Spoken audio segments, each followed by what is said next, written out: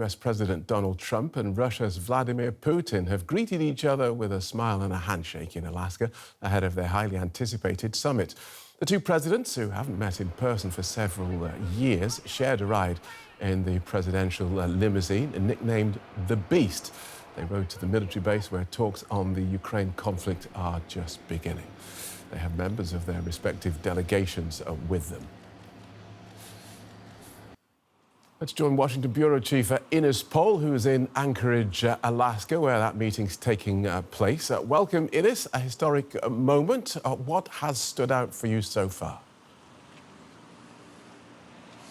Indeed, a historic moment, Phil. If you think about it, Vladimir Putin, who is accused of being a war criminal and would be arrested in pretty much every other country, is greeting the President of the United States in an army base which was built to defend the United States against Russian aggression. This is really historic, and one could feel it here.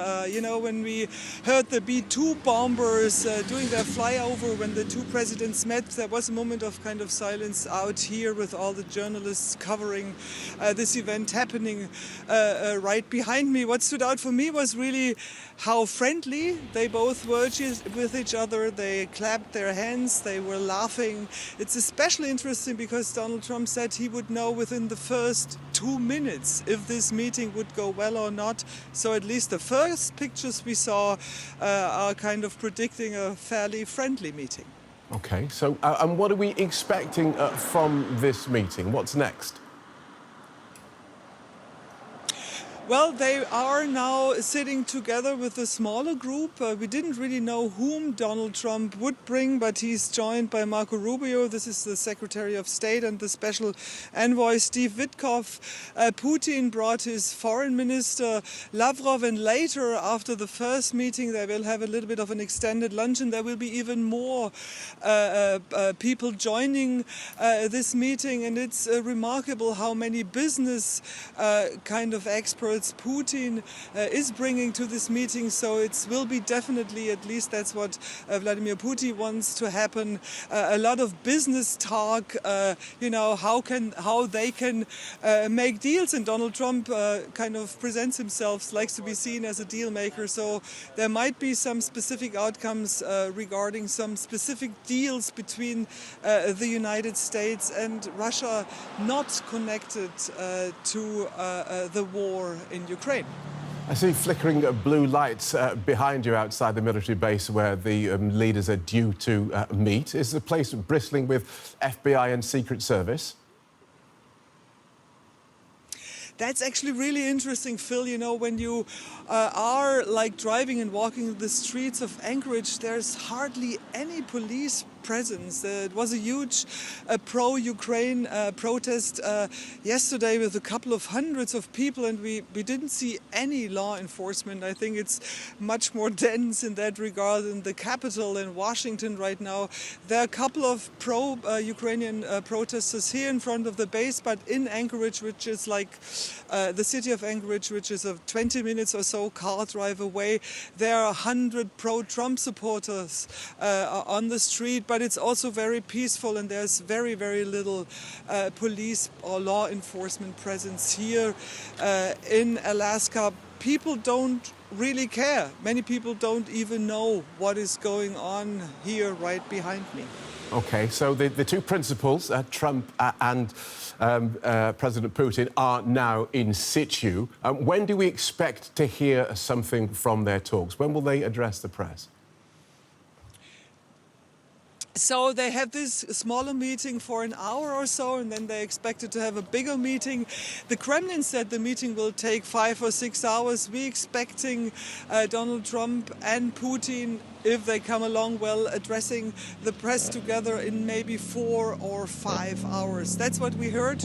And as for now, it looks like that they will stick to this plan. Thanks so much, Ines. DW's Washington Bureau Chief Ines Pohl in Anchorage, Alaska.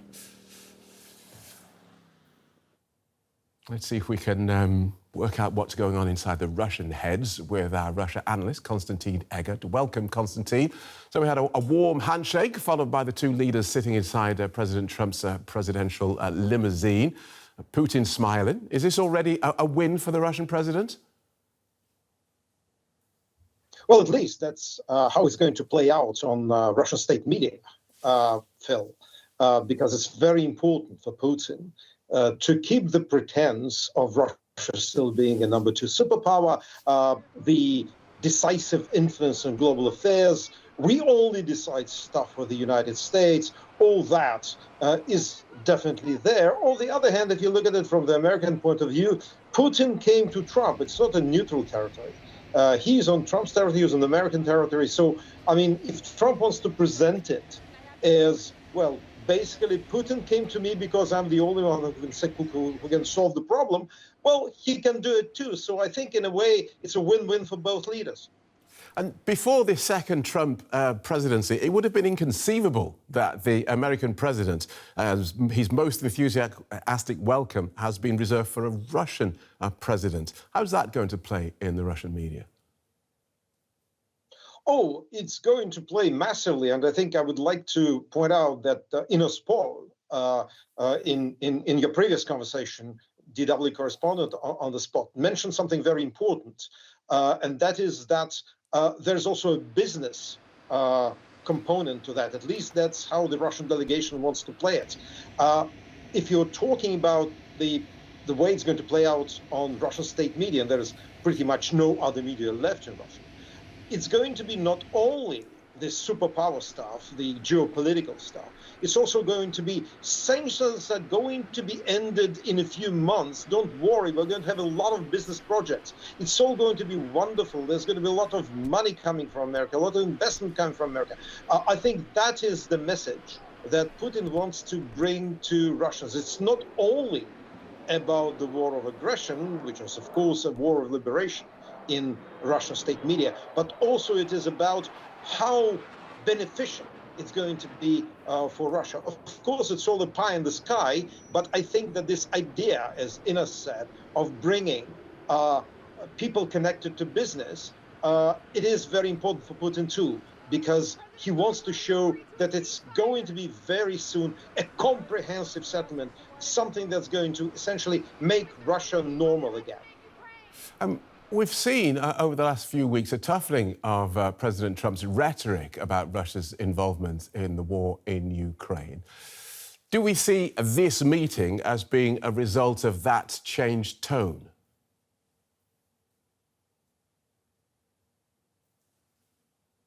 To some extent, yes. But we do understand that Donald Trump really chases this ultimate prize of becoming the Nobel Peace Prize winner, someone who's a global peacemaker between Azerbaijan and Armenia, between Pakistan and India. So for him, it's part, as far as I understand, of this kind of outreach to secure his reputation as someone who does peace deals. I do not think that's what Putin is going to deliver to him, but what I think is important for the Russians this time is to actually not to have a meeting which will collapse in recrimination. Right. They need to give something to the US. They need to give something to Donald Trump that will make this dialogue, this conversation continue. Because Putin is interested in basically talking without any result. Because in the end, his goal in Ukraine, complete subjugation, if not complete occupation, is still the same. It's not going to be changed because Donald Trump said he's going to impose sanctions or he's not going to impose sanctions. I think that Putin is looking towards the future, probably even beyond the Trump presidency. Yeah, so given the long game that we've seen the Russian president playing, and given that Russia's gaining more territory in Ukraine, it's difficult to see how Vladimir Putin can be persuaded to end this war. I don't think he can be persuaded to end the war. I think that he's interested in keeping pretense of a conversation in which, or during which, he can always say, well, I was ready for a deal, but it's Zelensky and the evil Europeans that decided not to meet my demands, not to be involved in a dialogue, and because of that, I have to continue the war. I think that this is going to be the end result, because also we have to remember, you cannot settle the issue without Ukraine. And because Ukraine is not there, it will be a conversation between two people who are not, in the end, empowered to decide everything, including the battlefield. Thanks for that, Konstantin. DW's Russia analyst, Konstantin Eggert. Thank you so much. Thank you. Let's get more from DW's Chief International Editor, Richard Walker. Welcome, Richard. I'm finding it hard to decide how seriously President Trump is taking this meeting, or indeed how seriously he thinks we should take it. Because yesterday he said it was a feel-out meeting, then he tweeted it was high stakes. Now I read he's told journalists on his way to Anchorage that he won't be happy if there's no ceasefire from this meeting. So what are you expecting? Yeah, I mean, obviously Trump is, good at creating a sense of drama around a meeting. And, but the expectations have been on a little bit of a yo-yo, as you say, in recent days. I mean, I've been talking to quite a few people from the States, from Russia, from other players in the last couple of days, sort of looking ahead to this. And I think you can kind of see sort of three broad potential outcomes for this meeting. One outcome would be that they both say, OK, we've had our feel out, it went fine, we'll have another meeting, but nothing to announce. Yeah? So that would kind of be a minimal outcome. You have a kind of a positive outcome, which would be saying, OK, if Putin has offered some kind of ceasefire, and this would appear to be a positive outcome, but there may be a lot of devil in the detail, and he tries to kind of knock the ball back into the Ukrainians' court by potentially suggesting some kind of ceasefire, which is not necessarily to Ukraine's advantage. And there may be a third outcome, which could be it all ends in acrimony and a shouting match. And we go from this friendly welcome that we've just been talking about to a kind of bitter recriminations. And I think from the conversations I have had, that seems like the least likely outcome, that both leaders, I think, have something to gain by this being at least a friendly day, and perhaps with some kind of potential positive announcements. But we're probably in the realm between, OK, we've had our feel out, we'll talk again, and there may be some sort of announcement which perhaps on the surface looks potentially positive in some sort of ceasefire, but then the devil will be in the detail.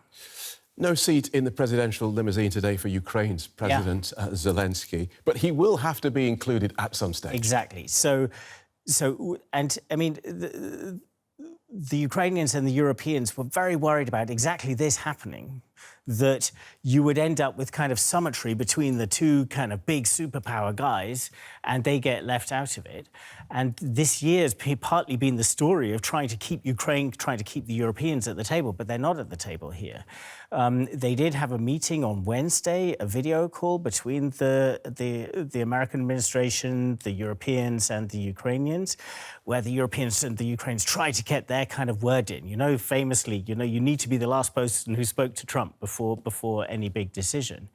But yeah, and Trump seems to have taken some of that on board, and he has been saying, in the last couple of days, OK, I'm not going to be negotiating about territory. Any of that sort of decision would have to go to the Ukrainians.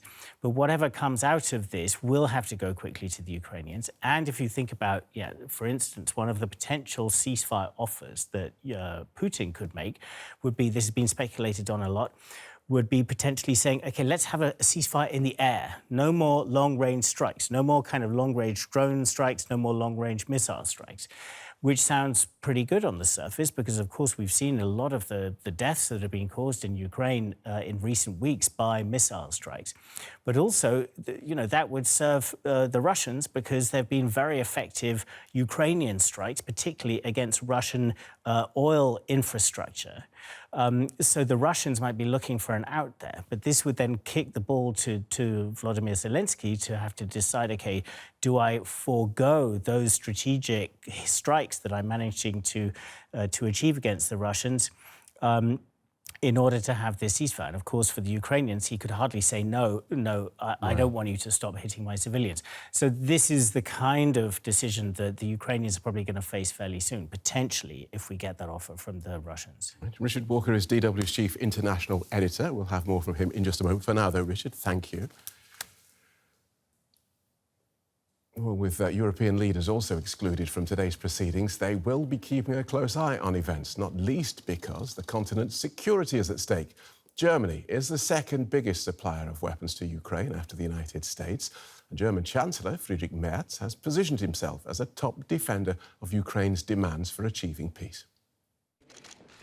The US and Russian presidents are meeting to discuss peace in Europe, but the Ukrainian president is not invited, nor are Germany's Chancellor Friedrich Merz or the other European leaders.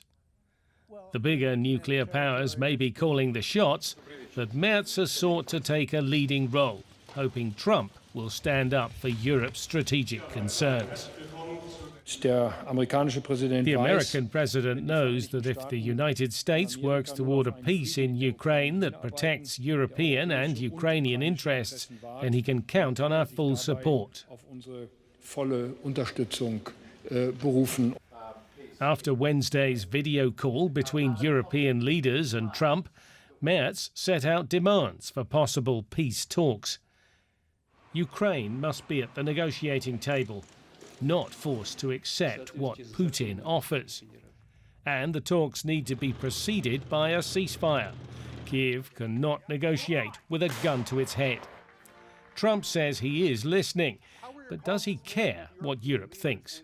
Overall, Europe does not have significant influence on the negotiations between Putin and Trump. Putin is not particularly interested in what Europe says, but in the European context, I would say that Merz could become a leading figure, similar to what we saw in the past with Merkel. So his role can develop in the sense that he at least brings the Europeans together and that he's the most important contact for the Ukrainians and he has access to Trump. Friedrich Merz is still finding his way as Chancellor after 3 months in office. He's not yet delivered much of his campaign agenda and faces criticism from his own side for some decisions. Good news from the Alaska talks would be very welcome for all of Europe, not just Ukraine. Well, our Chief International Editor, Richard Walker, is still with us. Let's pick up that point about the Europeans at the table, Richard. How do they force themselves into this process? Yeah, so, I mean, as we were just saying before that report, so they've been trying to keep in the conversation as much as possible. So they had that video conference, which we just saw in the report there on Wednesday, trying to get a word in with Trump and trying to kind of get across. Do you remember earlier in the week, I mean, there was a lot of talk about, Trump was out there saying that, oh, there's going to be some territory swapped, they'll probably have to do some swapping. And of course, people in Europe and people in Ukraine were thinking, swapping what?